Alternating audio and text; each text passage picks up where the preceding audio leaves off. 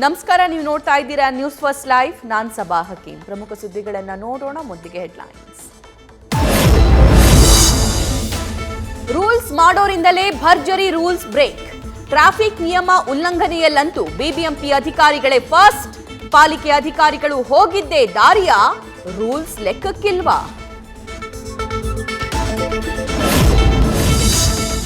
ಆಭೂಷಣ್ jewellers ಮೇಲೆ IT raid case. ದಾಳಿ ವೇಳೆ ಇಬ್ಬರು ಅಪ್ರಾಪ್ತ ಹೆಣ್ಣು ಮಕ್ಕಳನ್ನ ರಕ್ಷಿಸಿದ ಅಧಿಕಾರಿಗಳು. ಬಾಲ ಕಾರ್ಮಿಕರನ್ನಿಟ್ಟುಕೊಂಡಿದ್ದಕ್ಕೆ ಕುಟುಂಬದ ಮೇಲೆ ಮತ್ತೊಂದು ಎಫ್ಐಆರ್.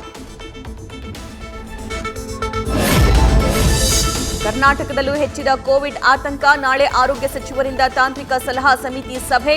ಚಳಿಗಾಲ, ಹೊಸ ವರ್ಷ, ಕೋವಿಡ್ ನಿಯಂತ್ರಣ ಕ್ರಮಗಳ ಬಗ್ಗೆ ಚರ್ಚೆ. ಬಿಡುಗಡೆಯಾಗುತ್ತಾ ಗೈಡ್ಲೈನ್ಸ್. ತಿರುಮಲ ಶೆಟ್ಟಿ ಹಳ್ಳಿಯ ಎಸ್ಪಿಜಿ ಆಸ್ಪತ್ರೆಯ ಭ್ರೂಣ ಹತ್ಯೆ ಕೇಸ್. ಡಾಕ್ಟರ್ ಶ್ರೀನಿವಾಸ್ ಬಂಧನದ ನಂತರ ಮಧ್ಯವರ್ತಿ ಎಸ್ಕೇಪ್. ಮತ್ತೊಬ್ಬ ಆರೋಪಿಗಾಗಿ ಟಿಎಸ್ ಹಳ್ಳಿ ಪೊಲೀಸರಿಂದ ಶೋಧ.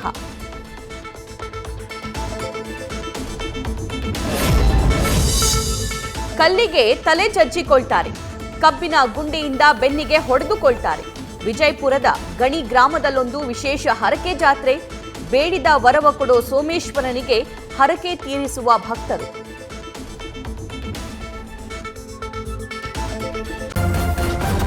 ನ್ಯೂಸ್ ಫಸ್ಟ್, ನಿರ್ಭೀತಿಯಿಂದ ನಿಮ್ಮ ಪರವಾಗಿ.